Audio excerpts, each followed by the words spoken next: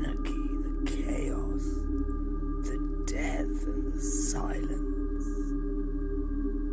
A world teeming with billions of lives was suddenly quiet. No more birds in the sky. No more people going to and fro. No laughter. No shouts. Nothing. All of it was gone because of what came to our world. Our home. It was a sickness, a plague, the likes of which I had never seen. Nothing living was safe. No one was immune. Plant, animal, person. All fell to the unseen invader in our midst. I don't think anyone knew who caught it first, where it had come from, how it started. It spread so fast. The first of it I saw were the lesions on those infected. 3 sickly yellow boils that would appear in a cluster on the blighted soul's forehead.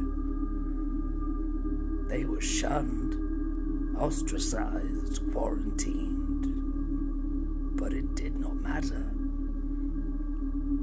People still got sick. It wasn't in the air or the food, it wasn't in the water or the blood. It wasn't anywhere, and yet it still got to us. No distance or door could stop it or hold it back. It was only time until everyone and everything was touched by the sickness. Within days, bodies could be found in the streets. By the week's end, mounds of the dead had formed. As the month drew to a close, our home, our world had become an open grave. The stench of decay was all any of us left could smell. It saturated everything. So potent was it that I saw my neighbor, a kindly woman in her later years, take a white-hot poker to her nostrils in an attempt to sear them closed. Through the pain and the cries of anguish, I can still hear her saying she could still smell death. It seemed that the sickness was not just of the flesh, but of our minds, maybe even our souls.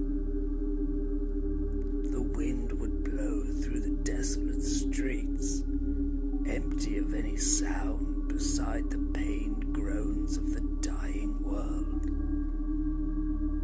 The howl of a planet in its death throes, mournful in its tone such that it broke my heart. My home was rotting away before me, my life decaying day after day, with only the wind as my companion.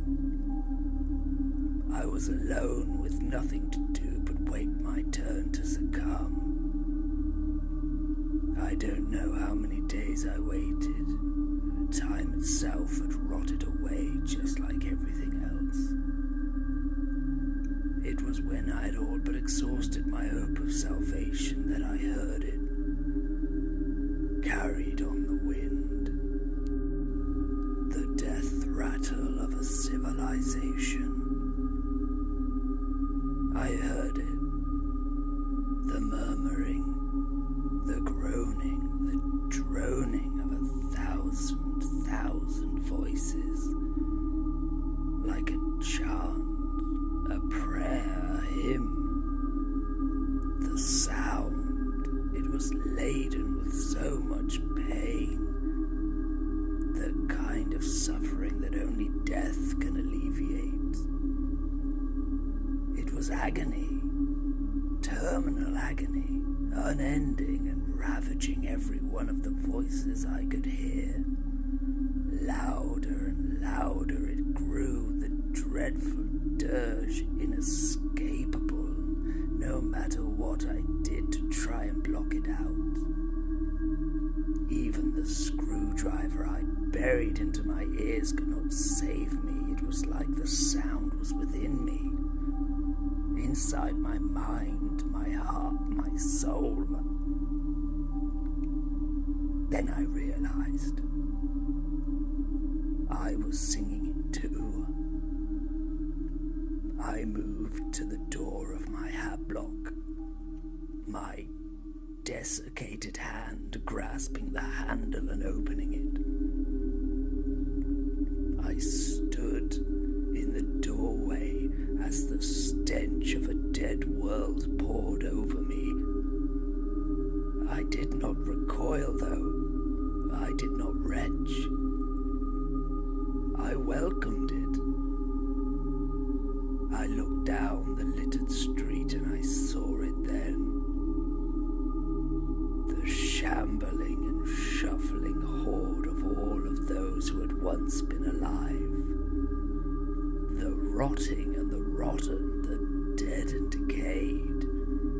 All who had fallen to the plague had risen, blessed with unlife within flesh that belonged in the grave. I watched as they stumbled past me in their multitude, a mass of the deceased migrating across a world as dead as they were. Before I'd known what I was doing, I was amongst them, my voice joining theirs in the chorus of droning misery. All around me were the massed ranks of the dead, the reek of putrefaction so intense it coalesced into a miasma around our feet. Vermin scurried over us, gnawing and biting, growing fat on the necrotic feast that was us. Bloated flies crawled from open wounds before taking flight to buzz above the heads of their undead incubators. I should have been disgusted. I should have been horrified by all of this. But I wasn't. None of us were. No. We were overjoyed. We were elated. We were blessed. Free from pain, despair, even grief. I smiled. A grotesque rictus grin that tore my parchment-thin skin. Around me I can see the twisted smiles of all the other corpses who sing the song of our Savior, the one who has liberated us from the suffering of life and blessed us with undeath. We were all his children now, and he was our father, the father of plagues. We were free.